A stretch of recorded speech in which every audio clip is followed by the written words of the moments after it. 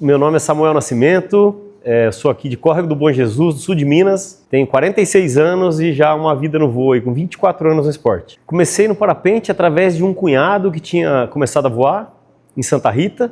Aí, em 2002, troquei uma moto que eu tinha no parapente e na apostila. Comecei a voar. E aí depois de um tempo me matriculei ainda em 2002 aqui na escola Ar Livre em Atibaia. Fui o último aluno, acredito, com os 4 instrutores, né? Na época Mingo Delacqua, Marcos Coreno, André Sorrentino e Lineu Madazzi, os 4, na Ar Livre, né? Antiga Ar Livre. Depois disso, uns 5 anos aí do processo de evolução, entrei para trabalhar na Piloto Safo, na época, que era o Curti e o Alex Sabelo. Aí, num desses civis, né, foram 2 anos muito intensos, muito reboque, eu era piloteiro da lancha e monitor, então teve um largo aprendizado nesses 2 anos aí, já tinha o dom de pilotar, então meu conhecimento subiu demais, e um desses civis foi com a turma de Araxá. Araxá é uma capital do voo livre consagrada desde o início no Brasil, né?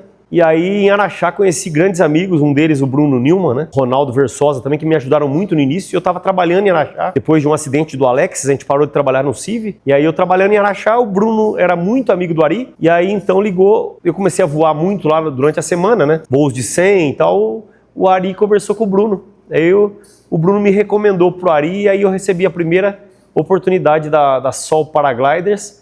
Meu primeiro tracer abril de 2008, foi quando eu entrei na Sol, 18 anos, já tá chegando na maioridade agora esse ano. Eu lembro que foi início de 2008, né? O meu primeiro parapente eu recebi na minha casa em abril de 2008. O primeiro tracer era um Tracer 11 azul e uma CX, uma CX, a primeira CX que teve, carenada, né? E eu lembro que eu fui conhecer a fábrica em abril, aí o Ari e o Fernando me receberam lá, igual um filho, né? E aí eles me deram uma oportunidade no time da Sol de competições. Eu lembro que logo em maio ou junho já teve a primeira competição aqui em Socorro, Campeonato Paulista, Inovar Open, o Inovar que teve ali na época, uma etapa do Paulista. E aí eu ganhei, primeira competição que eu fui, eu ganhei, depois teve X Cerrado, não era X Cerrado, era Open Jaraguá, um dos primeiros que teve lá.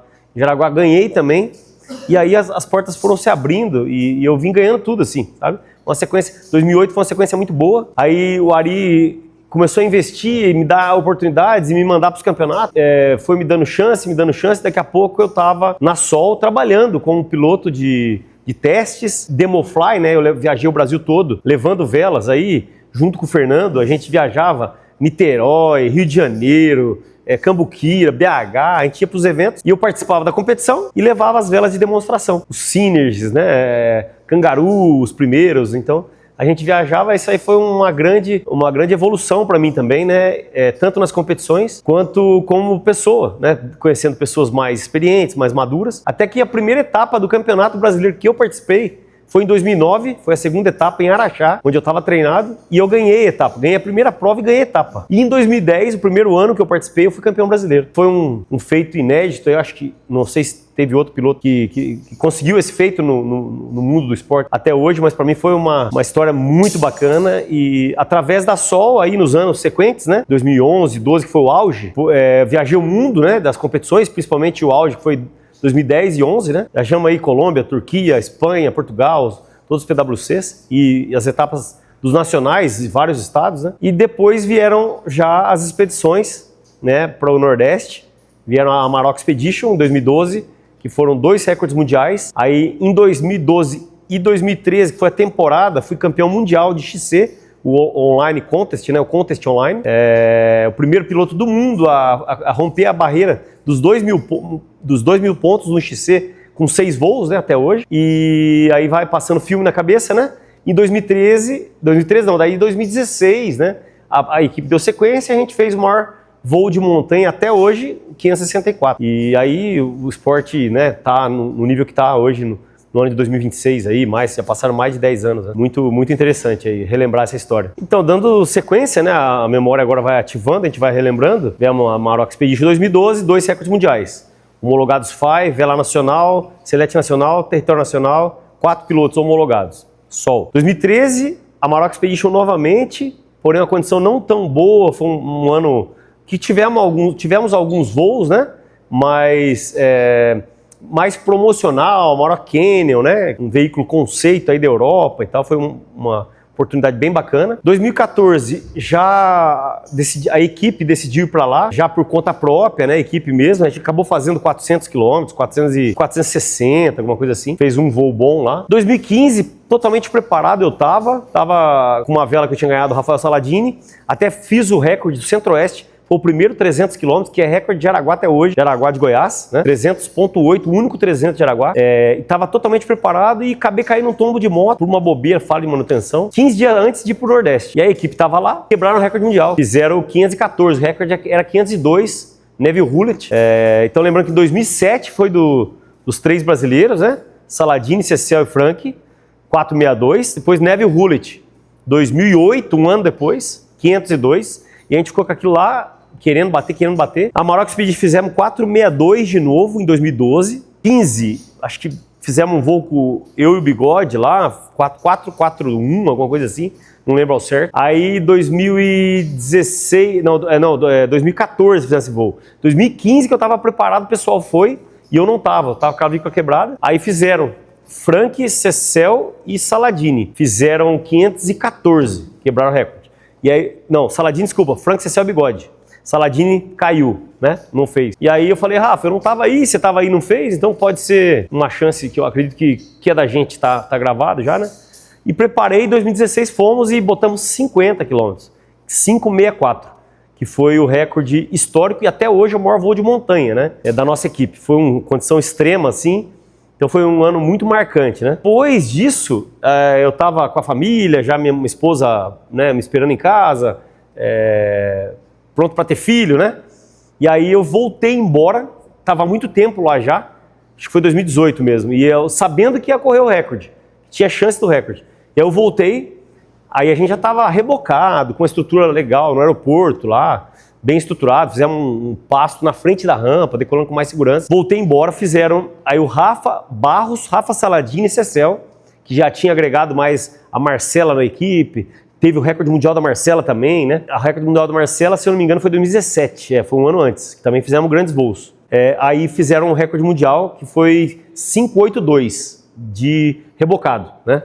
Nossa equipe também. E aí passou o tempo e agora um americano em Zapata, no Texas, fez, se eu não me engano, 612, alguma coisa assim, não me recordo ao certo acredito que 612, que é o atual maior voo do mundo, né? Rebocado, e o nosso de montanha ainda é o maior, 564. Essa é mais ou menos, resumidamente, a história dos recordes aí. E sem dizer que a nossa equipe brasileira, aqui no Brasil, a gente tem, acredito que 70% dos recordes da história do parapente mundial. Falando sobre as competições, né? Eu comecei a competir em 2008, com o primeiro tracer lá. Já estava evoluído, né? Porque a primeira vela de competição que eu voei foi o Dynamic AR. Foi 2006, 2005. Dynamic AR. Era uma vela agressiva, era a performance que a gente tinha na época, né? Evolução. E aí as coisas vieram melhorando, né? Vieram melhorando os tracers, né? Vieram melhorando os projetos e as outras marcas também vieram melhorando. E aquela competição, em 2010, que eu fui campeão brasileiro, foi com o Tracer TR2. A Sol foi a pioneira na América, né, em construção de vela de 2 linhas. Até tivemos uma vela de 1 linha. Tivemos uma vela com um tirante só, com uma fileira de linha, uma vela conceito, né? Mas eu cheguei a voar nessa vela. E aí o Tracer é uma vela muito boa, a gente teve uma vela que estava pertíssimo das melhores, né? Que eram os Tracers, os R10 e os Boomerang 8, se eu não me engano. Acho que é os Boomerang 8. Então a gente estava com esse nível de vela que eram as melhores velas, né? Eram velas extremamente boas, performáticas, porém muito agressivas. Pelo fato de ser muito agressiva, alongada demais, muita velocidade, muito planeio. Em Piedrahíta, 2011, tava eu, Frank e Serginho, que éramos a equipe brasileira, eu e o Frank de TR. Isso a gente já tinha feito bonito no PWC da Colômbia, no mesmo ano, né? E aí a gente teve 2 acidentes fatais lá no segundo dia de competição do Mundial FAI, em Piedrahíta, na Espanha. E a FAI entrou, embargou e aí teve toda uma mudança no mundo da competição, né? Aí limitaram o alongamento, limitaram a aceleração, velocidade, né? Tudo para melhorar a segurança. E aí vieram os primeiros lá, os Enzo, né? as primeiras velas. E a Sol tomou uma postura mais conservadora nessa questão, né? Ainda investindo, mas sempre na base das escolas, nos parapente duplo, nas velas intermediárias, como sempre fez.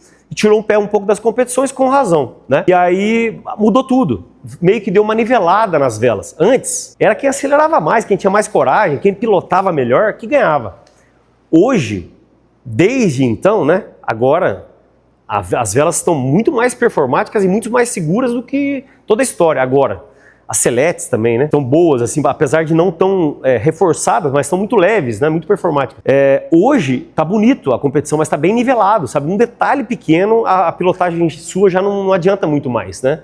O nível aumentou demais de conhecimento, né?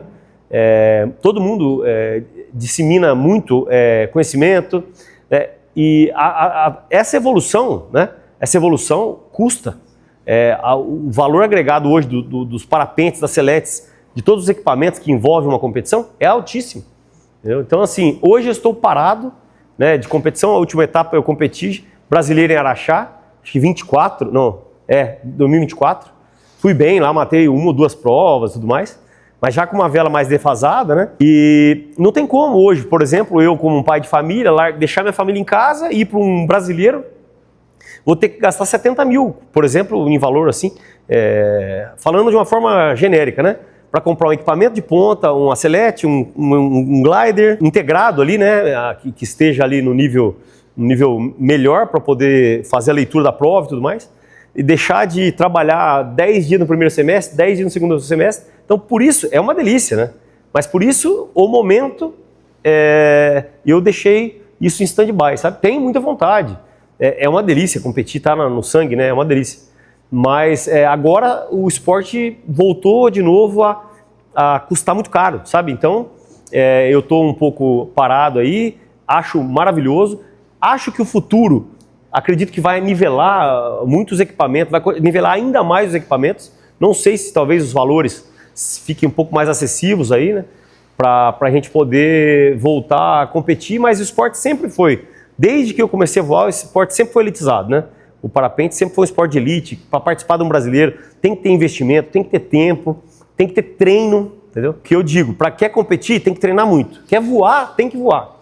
Não pode ficar parado, porque o voo livre exige que você tenha uma manutenção da tua pilotagem, né? Por isso que eu não estou voando muito, mas estou voando aí. Uma vez por mês, 2 vezes por mês, uma vez a cada 2 meses, tem que voar. O mínimo para ter segurança, tem que voar. E tá lindo as competições, né? Teve PwC agora, Open tá tendo vários, então tá muito Pan-Americano, tivemos sucesso, a equipe brasileira tá excelente, né? Tá todo mundo voando muito bem, o nível tá altíssimo, tá muito legal. Então, pra gente encerrar esse bate-papo, né? Como eu sempre disse, sempre compactuo dessa opinião nos meus cursos, né? Porque eu comecei a dividir as experiências de todos esses anos, né? Voando, e os recordes, os títulos, voo de competições e voo em equipe, recordes mundiais e campeonatos, eu aprendi muito. E aí eu elaborei um conteúdo, o XComp, que muita gente já ouviu, né? Eu acredito aí que 3.000 pilotos no Brasil ouviu minha palestra, que fizeram 100 km comigo, mais de 500 no Brasil, né? E eu já dei esse curso para mais de 1.000 pessoas que fizeram recordes pessoais, seja eles 50, 150, 100, 200 quilômetros, até 300 já fizemos no XComp. E quando eu comecei a dar o curso, eu comecei a voar melhor, tanto no cross como na competição, porque eu acredito que o conhecimento, quanto mais você passa, o conhecimento passa por você de novo, então você fica melhor. E eu digo para quem está começando agora, para quem está voando já há 1 ano, 2 anos, há 3 anos, não tenha pressa. Respeite a evolução natural das coisas, né? Tenha um bom instrutor, um instrutor habilitado aí pelas nossas federações, confederações, clubes, respeitando a hierarquia dos mais velhos que estão querendo te ensinar, respeitando principalmente as classes de vela, né? Começa com uma vela A, depois passa para uma vela B, a hora que tiver o seu tempo, não tenta queimar etapas, né? Muitas vezes eu já vi pilotos que queimam etapa, que até tem o dom de voar, que dava para ir mais rápido, mas dá um passo maior que a perna, acontece alguma coisa, vai tudo lá para trás, né? Começa tudo de novo, entendeu? Ele retrocede, né? Então, respeite isso aí. Hoje o mercado está cheio de equipamento, está cheio de informação, tem muita informação na internet, inclusive esse vídeo que vocês estão vendo aqui. Então tem muita informação que faz você voar cada vez mais seguro, né? Quem está te dando aula, quem assumiu você como instrutor, quer o seu bem, quer ver você na base, quer ver você fazendo quilômetro. Então escuta ele, tem mais experiência, escuta os pilotos mais experientes. Com certeza um dia você vai realizar o seu sonho. Independente se seja um lift para sua esposa, seu filho te acompanhar da montanha, ou que seja 500, 600 quilômetros. Vai com fé, com respeito, foco, determinação, respeitando a natureza principalmente, que é a maior de todas. Tá bom? Um grande abraço a todos e muito obrigado.